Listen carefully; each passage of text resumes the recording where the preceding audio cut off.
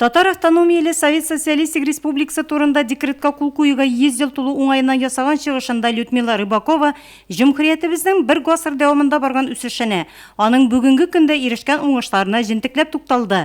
Ул бу казанышларда Нурлат районы һәм биредә яшәүчеләрнең дә өлеше зур булуын ассызыклап үтте.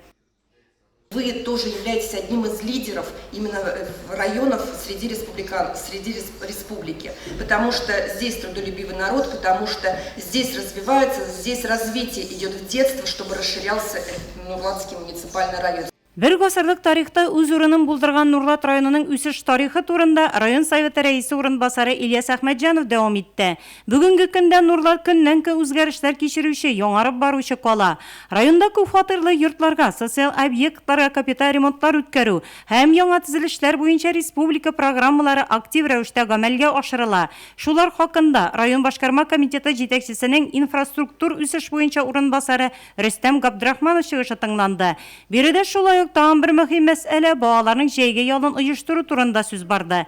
Депутатлар көн тәртибенә кертелгән шул һәм башка мәсьәләләр буенча да тиешле карарлар кабул итте. Сессия азагында район үсешенә үзләренә зур өлеш керткән бер төркем депутатлар бүләкләнде. Аларга ТАИСРга 100 ел истәлек билгесе, Татарстан Республикасы Дәүләт Советы рәисенең рәхмәт хаты һәм район башлыгы кул куйган мактау кәгазьләре тапшырылды. Сессиядә яңгыраган докладларның тулы вариантларын Нурлат телевидениесенең алдагы тапшыруларында күреп булачак.